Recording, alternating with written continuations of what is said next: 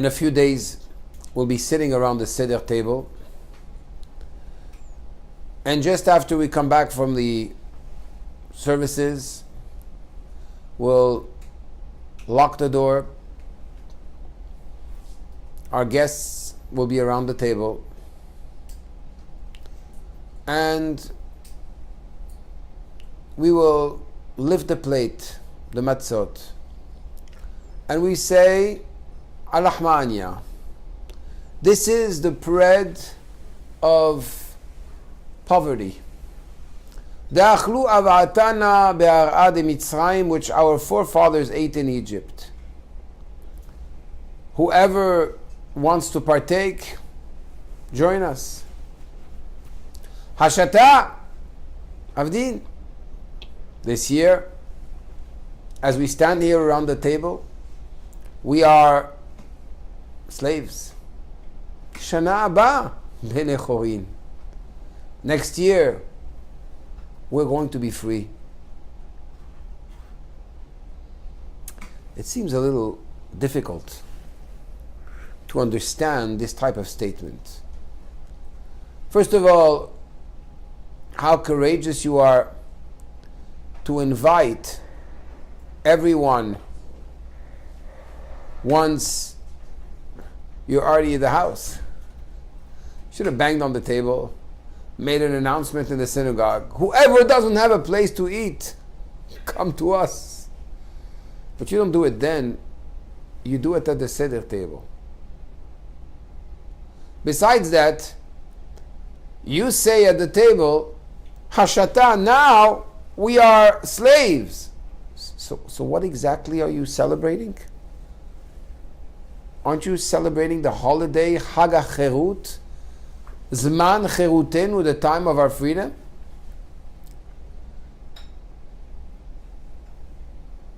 Besides that, in the Haggadah, we say a statement, Ilu lo tzia Kadosh Baruch Hu et avotenu mimitzrayim, הרי אנו ובנינו ובני בנינו היו משובדים היינו לפרעה במצרים. You know what would have happened if this event of coming out of Egypt would not have taken place? Us, our children, our grandchildren, great-grandchildren, for all generations would still be the slaves of Pharaoh. What are you talking about? And the whole Haggadah is a message, an answer to children that ask 4 questions. The Gemara goes to the extent to say that if you don't have a child, then your wife should ask you. If you don't have a wife, you should have your partner in learning ask you. If not, just ask yourself. What is this process of asking and answering? And we have around the table 4 children. A wise one, a wicked one, etc. And the wicked child says, Ma avodah zot lachem. What are you guys doing tonight exactly?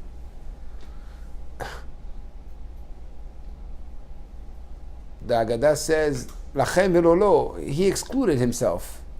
So, you excluded yourself, no problem. You answer the child. Ilu haya sham, lo haya nigal. You know what, my kid, my little boy? If you would have been in Egypt, you would have died. What? There are 4 children. They're around the table. There's a 5th child that didn't even make it to the table. Doesn't even know it's Pesach. He's in some nightclub partying and drinking beer. And the child that's around the table, even though he has a critical mind, you tell him, you know what? You would have died. What type of parent are you? It seems very drastic. So what exactly are we celebrating? What is this Pesach? And why is it called Pesach? the Passover. And why is the Korban Pesach? That very special offering. We know there are three things we have to mention. Pesach, the Passover offering. Matzah, the matzah. Maror, the bitter herbs. And whoever did not mention these three things at the Seder, he didn't really fulfill his obligation. To understand all this, we have to first understand a fundamental question. Anochi Hashem Elokecha. God gives us the Ten Commandments at Sinai. And he starts with a statement. I am the Lord your God. It doesn't say I'm the Lord your God which created heaven and earth. It says I'm the Lord your God which took you out of Egypt. Why? It seems to me that the whole event of creation is magnanimous. It's enormous. It's incredible. You create from nothing, you create something. And here, the statement is, no. In this world that I've already created, you were slaves, I took you out of Egypt. This is the statement. To such an extent that it becomes the reality of a Jew day in and day out, in the morning and the evening and the afternoon, when he says Birkat Hamazon, when he says his prayers after his grace after the meal. Our whole life is permeated with that reality. Yetziat Mitzrayim, I'm a free man. Let me ask you, when exactly did the liberation from Egypt start? At the moment that Moshe Rabbeinu goes to Pharaoh and says, let my people go! Right? No.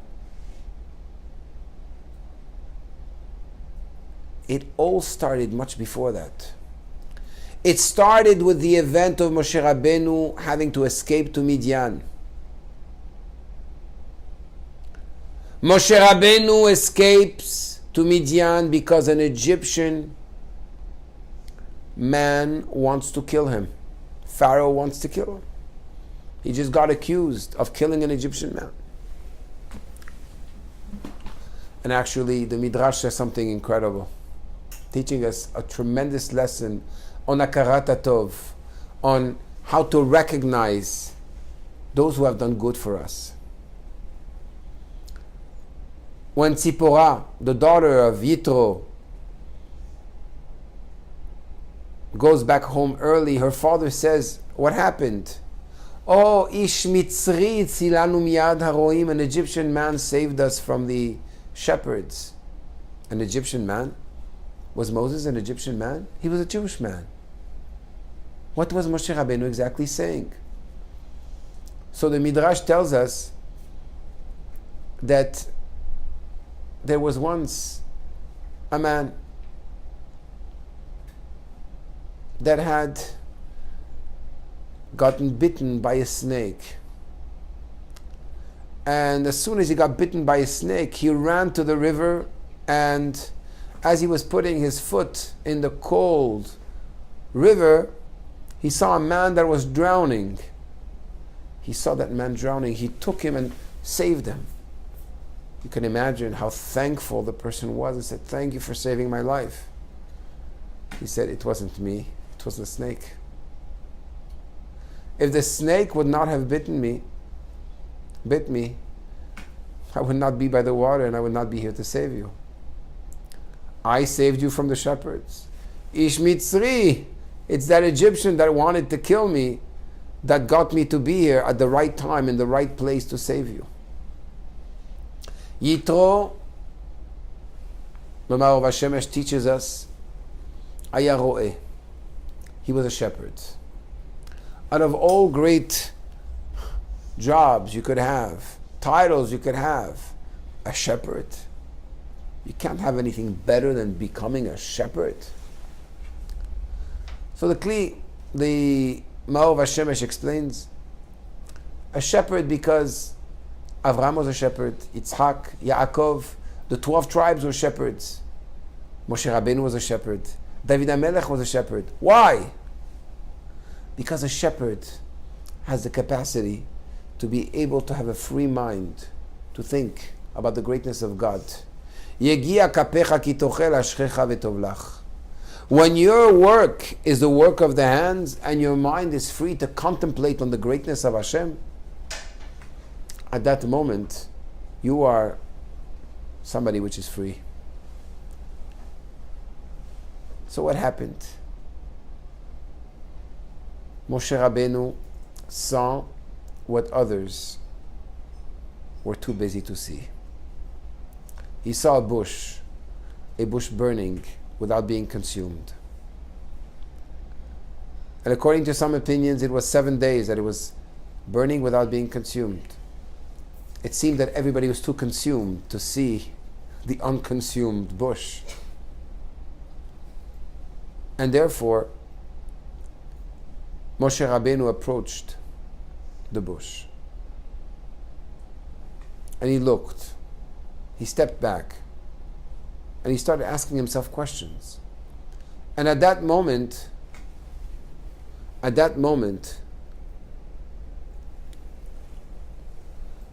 God appears to him.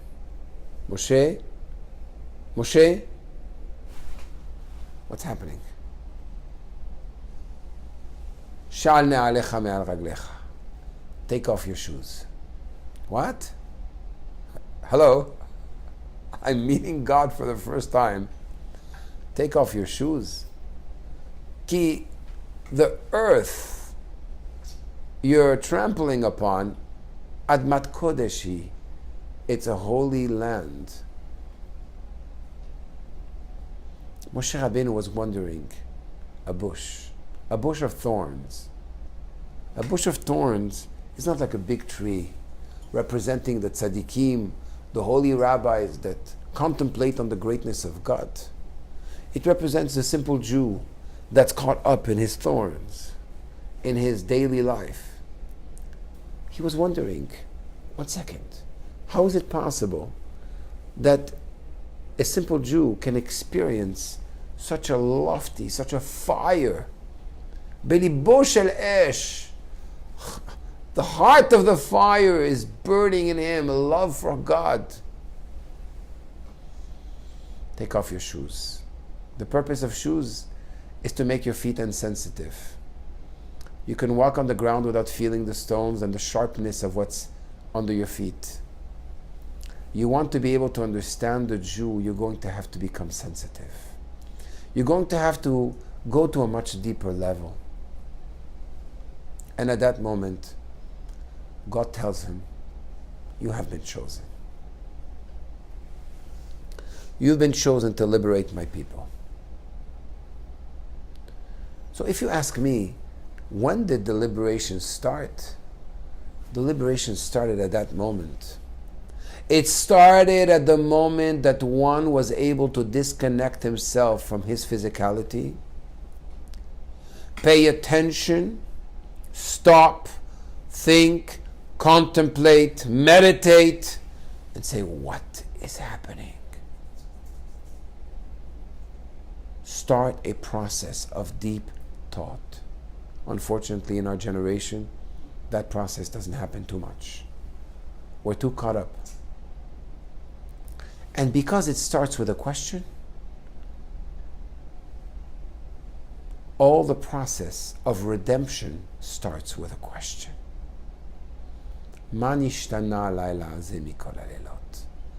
is this night different from all other nights? The process of liberation can only happen at this level, at the level of the mind. If your mind is completely caught up and cannot ask questions, if you are that child that's been put down, stop asking questions, and you grew up knowing you cannot ask questions, somewhere, somewhat, there's an imprisonment here. There's a slavery. You're allowed to ask all the questions. and even those who you think are forbidden, in order to discover that new dimension. Because each question comes with something, a search, a seeking for an answer.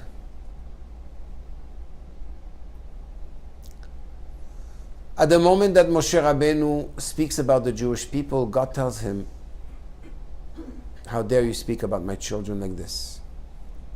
They're ma'aminim b'nei ma'aminim, they're believers, sons of believers.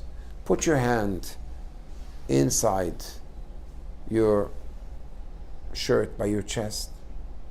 It came out and it was completely like the hand of a leper. And once he healed him, he had to put back the hand, and God transformed that hand and healed it again. You see, there are two types of actions. There's an action that is a one-time thing. God did it like this, and God undid it. And then you have a process which is a constant, consistent process which is happening, which starts and it needs to happen and be activated. We'll explain this in a second. Moshe Rabbeinu goes back to Egypt, announces the Geulah. Guys, we're getting out of here. 210 years of exile. It's about time. What does the Pasuk say? Velo sham'u al Moshe mikotzer ruach u'me'avoda kasha. They could not listen to Moshe. The words could not penetrate their ears because of the shortness of breath. Or you could read kotzer ruach, the shortness of spirituality, u'me'avoda kasha, because of the hard work. I'm caught up. I have to do. I'm not a human being. I'm a human doing. I'm a machine. I'm not allowed to think. I'm not allowed to stop. Eventually, the work gets tougher, more difficult. The materials for the work are not given. You have to produce that and still produce the same amount of work that you did before. At this moment, Moshe Rabbeinu turns to God and says, God, I don't understand you. Lama re'ota la'am hazeh ve'lama zeh shelachthani. Why did you do bad for these people? Why did you send me? Meaning, why do I have to go through this process where we see that there needs to be more suffering for the Jewish people? What is this? And suddenly God is going to answer Moshe in a very interesting way. Va'era ela avot. I revealed myself to Avraham, Yitzchak, and Yaakov. Avraham went through 10 tests, even to go sacrifice his son. Yitzchak, he went through a famine. He was ready to sacrifice himself. Yaakov went through so many tests himself. With Lavan, with his brother, with the blessings. They never questioned me. You are going to question me? But nevertheless, God is questioned, but he answers. I revealed myself with the name El Shaddai, but my name, Hashem, Yud Kevav Keamonai, Lo nodati lahem. I did not make them know this name. And Rashi says something which is wondrous. I never really revealed my true self. I promised promises, but I didn't really accomplish them. What? God? So really, what's happening here?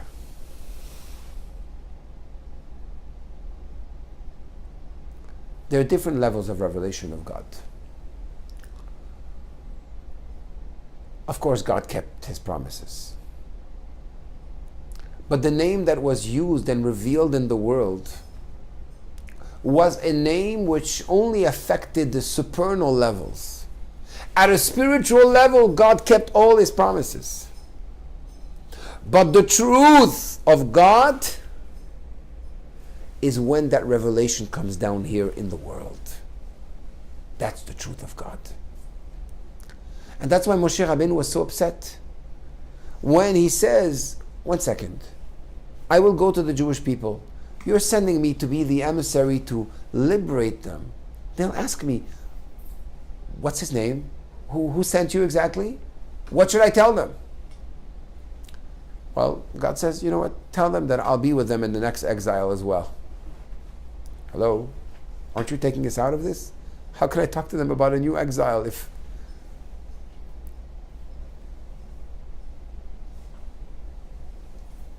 Really, what God was saying and what Moshe Rabbeinu was asking. Every name of God is another representation of another aspect of God. When the Jewish people will ask me, what type of God lets His people suffer like this? What will I tell them? Which name exactly is it? To this God says, tell them I was with them in their suffering. I didn't inflict it, I was part of it. I suffer with my people. And the same way, Eredimach Gam Alcha Alo, the same way I went down to Egypt with them to suffer and to go through this process, I will get out with them. The night of Pesach, something happened. Something happened with our identity. It's not that we just liberated. You had a lot of people which are liberated from prison, liberated from captivity, but in their mind they're still imprisoned. I'm still in prison with the words that my teachers told me about who I am, about when my parents, the way my parents defined me and my friends. So I'm liberated or I'm not liberated? What exactly is happening? And sometimes there's no way to liberate yourself. The liberation that happened to the Jewish people, to us, is a liberation which is essential. What does that mean? Before, I was associated to nature, to the creation of heaven and earth, within the limitations of heaven and earth. Now that I've been taken, Veitzalti, I saved you. Velakachti, I took you. I took you. Veotzeti, I took you out. I took you to become mine. You and I are now one. Your identity is a new identity which was not the identity you had before. We say to the child when he's at that table, my son, if you were in Egypt, you would have been part of the 4/5 which died in Egypt and didn't believe in the redemption. They died. You know why they died? Because there's two steps in the status of the Jewish people. There's the status we were in Egypt, Ki banai, you are my children. Banim atem l'Hashem Elokechem, you are my children. And then there's the status of being my servants. What's the difference? A child can rebel against his father. There's actually a whole chapter in the Talmud that discusses the rebellious child, a case that never was and never will be.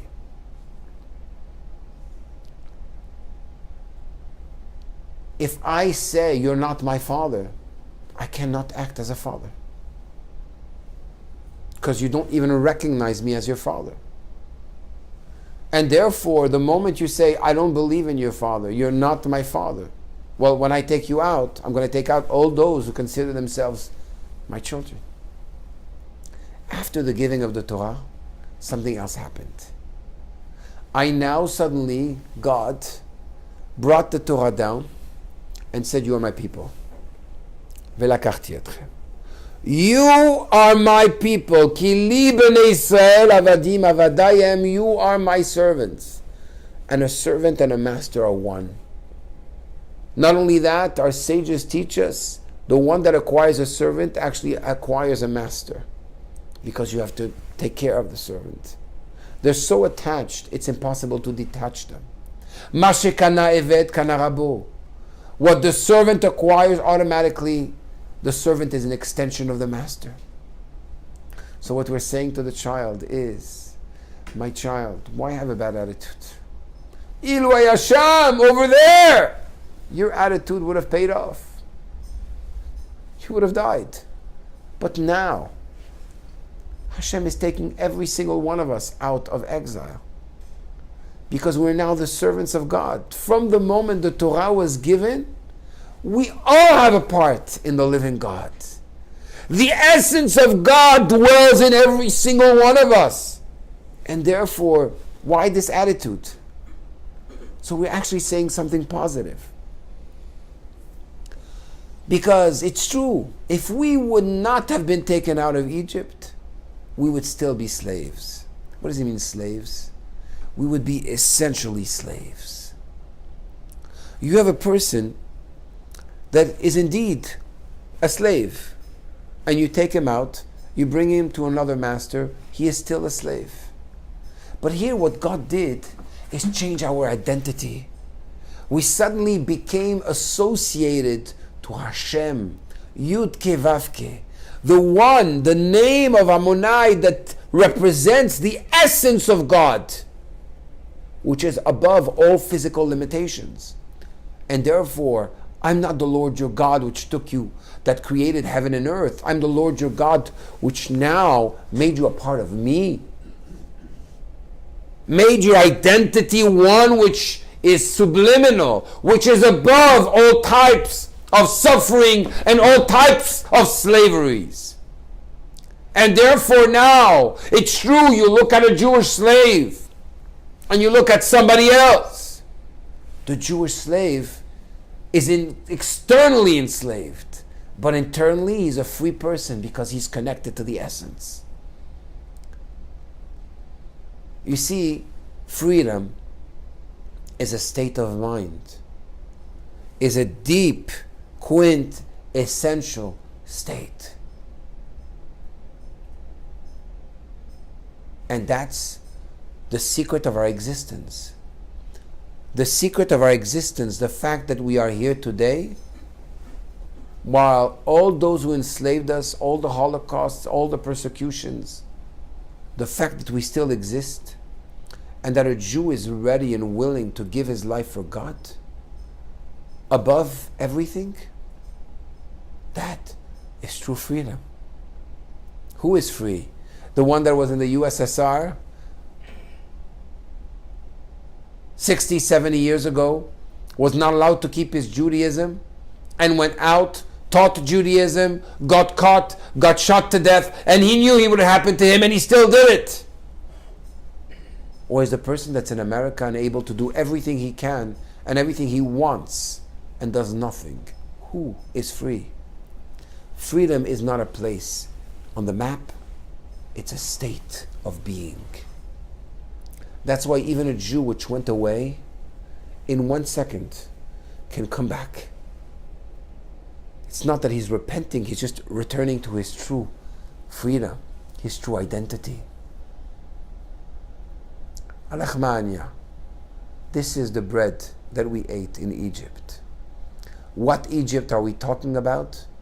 The prophet Micha says, Ki metzetcha me'eretz Mitzrayim arenu niflaot. Just like the days we came out of Egypt. Why does he use the terminology in plural? The days we came out of Egypt? It should have said the day we came out of Egypt. Because the process of coming out of Egypt started one day, but it still continues till Mashiach comes. And therefore this year we're slaves, but we're not the same slaves we were before.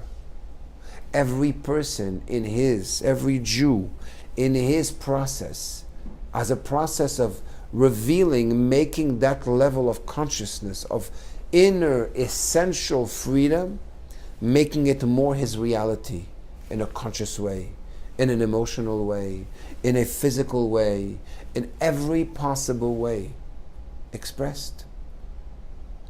And therefore, I was with you in this past exile, and in the next exile, in the next level. Once you get out of the past exile, you're not done. There's another level where you are today is an exile compared to where you deserve and you need to be tomorrow. And therefore, we are still going out of Egypt. And I invite those who are around the table to partake in this growing process, where we're going to discover that really we need to get out of where we are. Like the Rebbe said once, we can be happy, we have to be happy, but we can never be satisfied. It doesn't really matter where you are on the ladder. What really matters is what direction you're looking. The night of Pesach is that night where we reclaim our true freedom, our true identity. On that night, we recount the lamb, the Passover offering, special Passover offering. Rosho al kira'ah vel kirbo. It was offered like no other sacrifice was offered. Its head, its hands and legs tied. Why? Because it's just like a fetus. The fetus has its head between its legs. The intellect is caught up in the physicality. At the moment of the coming out of Egypt, this is the Leda, this is the birth.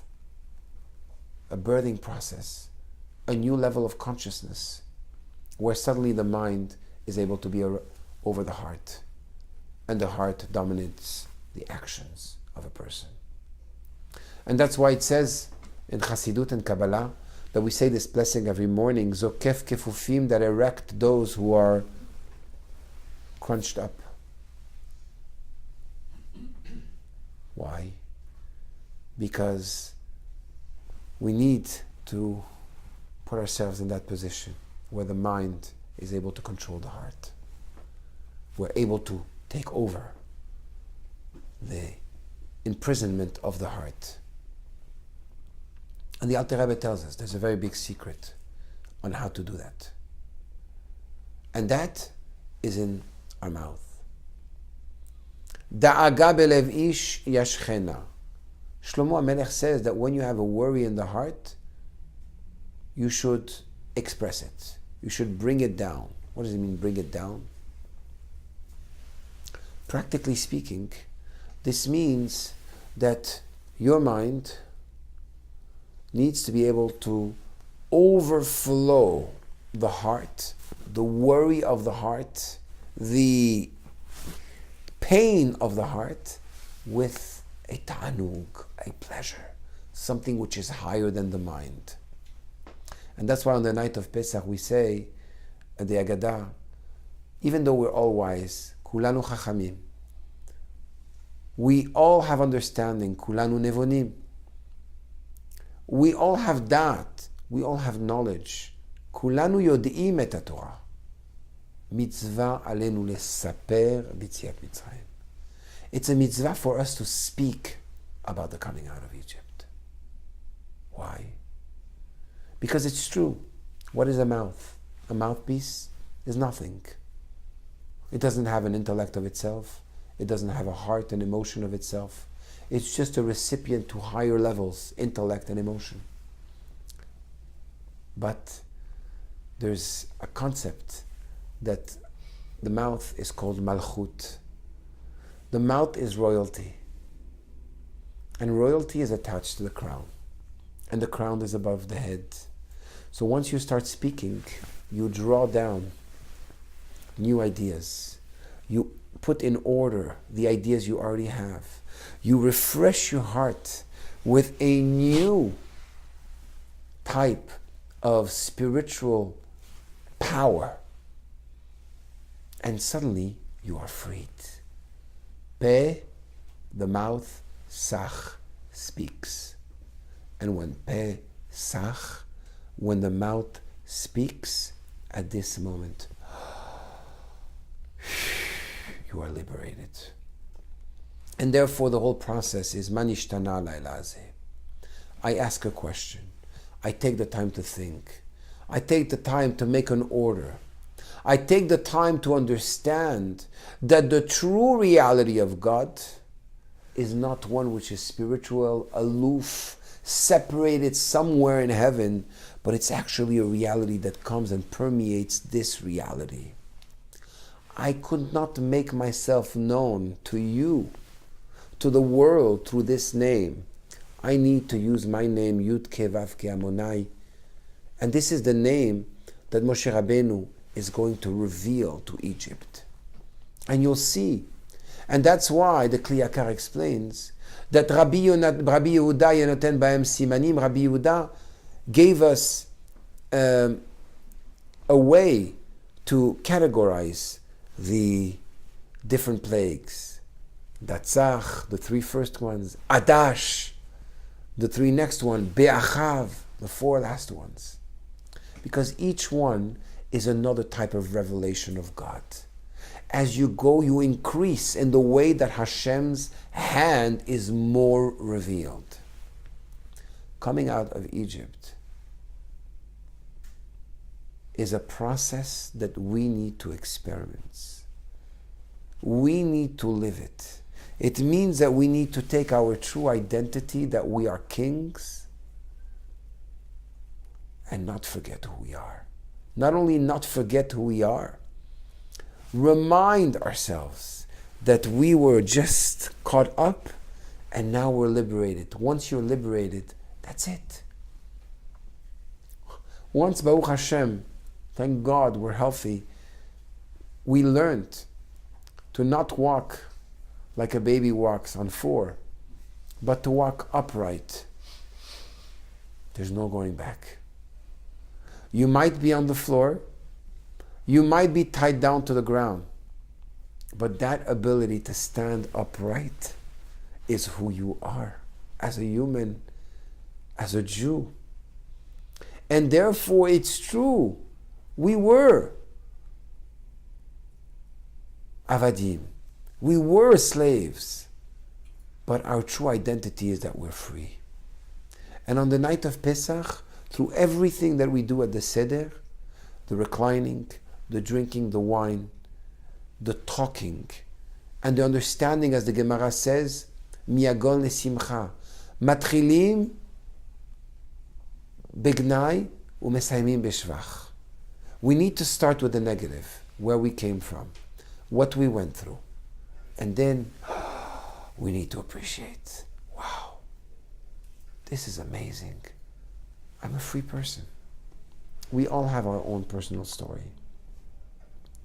But that story can only be experienced truthfully when we remember where exactly we get our power from. So on the night of Pesach, this is the night where our consciousness opens, as it explains in Kabbalah, and we explained it last week. The consciousness starts on the night of Pesach. There's such a great light that's revealed. We say the Hallel at night. But that great light right away disappears because it's too powerful. And then for 49 days we integrate. What does that integrate mean? We reveal in our consciousness, in our daily life, in every aspect of us. Till Shavuot, there is what we call Gadlut Bet. Then at that moment, this full light with the giving of the Torah becomes our reality. So what are you waiting for? Be free.